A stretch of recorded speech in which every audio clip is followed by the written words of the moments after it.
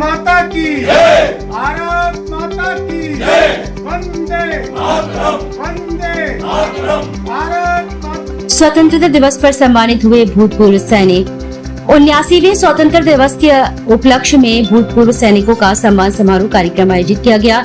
प्रेमनगर हसारी में रहने वाले नितेंद्र राय फौजी के आवास पर स्वतंत्रता दिवस पर भारतीय जनता पार्टी मंडल अध्यक्ष निर्मल कुशवाहा के नेतृत्व में भूतपूर्व सैनिकों का सम्मान समारोह कार्यक्रम आयोजित हुआ। कार्यक्रम की अध्यक्षता भाजपा के महानगर अध्यक्ष हेमंत परिहार ने की, जिसमें MLC राम तीर्थ सिंगल, पवन गौतम, जिला पंचायत अध्यक्ष अभिषेक जैन, सलिल तिवारी, हनी साहू, नितिन परिहार, अमित राय, जैन सिंह, आदर्श गुप्ता आदि मौजूद रहे।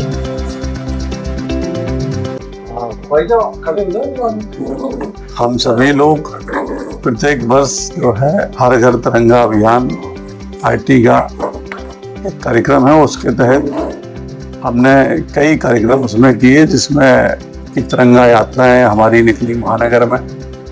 उसके बाद शहीदों के, महापुरुषों के प्रतिमाओं पर स्वच्छता अभियान कार्यक्रम, घर घर तिरंगा वितरण का कार्यक्रम।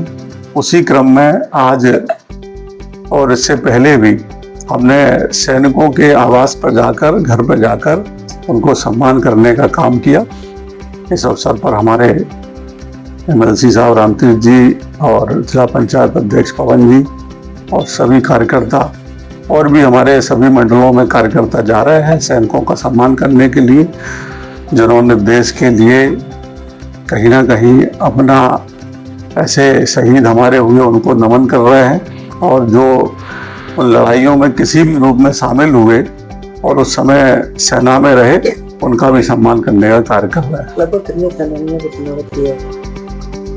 अब लगातार सम्मानित करने का कार्य चल रहा है। मुझे लगता है कि झांसी में करीब 1 सैकड़ा से ऊपर सैनिकों का सम्मान अभी तक हम लोग कर चुके हैं और भी लगातार जारी है जब तक अभियान। वो सैनिक इसमें हैं तो और भी उसमें लोग जुड़े हैं?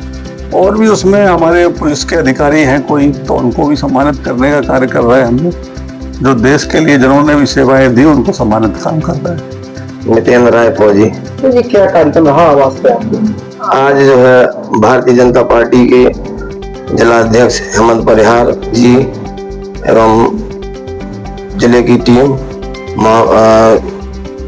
MLC साहब रामतीर्थ सिंगल जी, जिला पंचायत अध्यक्ष पवन गौतम जी के नेतृत्व में भाजपा की टीम आई थी, जो हमारे पूर्व सैनिक साथियों को सम्मानित करने हेतु हर घर तिरंगा यात्रा का जो कार्यक्रम चल रहा है, उसमें घर घर जाकर ये सभी पूर्व सैनिकों को सम्मान दे रहे हैं। लगभग कितने सेनानी इसमें मौजूद कार्यक्रम? आज के कार्यक्रम में 15-17 भूतपूर्व सैनिक हम लोग थे। क्या कहना चाहेंगे सम्मान समारोह को लेकर, और आपके निवास पर जनप्रतिनिधि में भी लोग आए, उन तक क्या?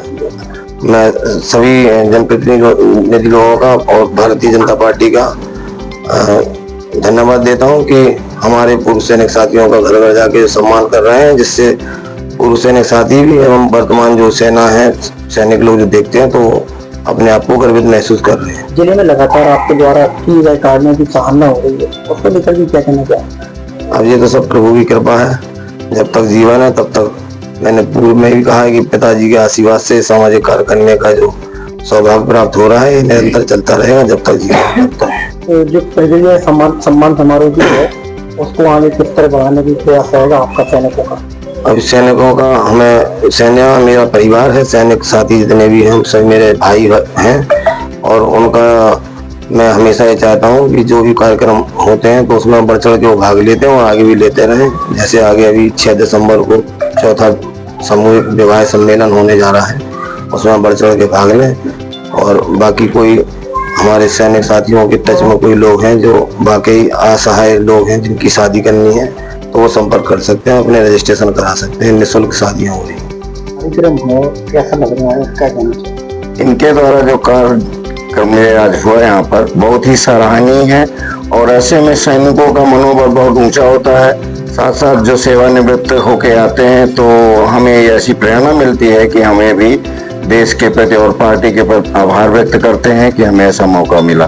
देश सेवा के साथ कहीं न कहीं सैनिक बीच में सामाजिक सेवा भी शुरू कर दी, उसको लेकर क्या कहेंगे? बहुत अच्छी चीज है जो देश सेवा के साथ हम समाज सेवा भी करते हैं कि निस्वार्थ भाव से, और एक जो आर्मी पर्सन रिटायर होके आता है बिल्कुल स्वच्छ हृदय होता है, और निस्वार्थ भाव से जो पब्लिक में आके एक तरह से और बचपन में जाके और इस उम्र में आता है, काफी मिच्योर होता है, तो सामाजिक सेवा के लिए उसका बहुत ही संकल्पित रहते हैं। तो जो भी उनको समय मिलता है हमारे द्वारा इनसे प्रेरणा मिलती रहती है, पार्टी से भी प्रेरणा मिलती रहती है, तो हम कोशिश करते हैं कि इसमें जितना भी समय हमें मिल सके उसको अग्रसर करें। नई जनरेशन तक क्या संदेश है?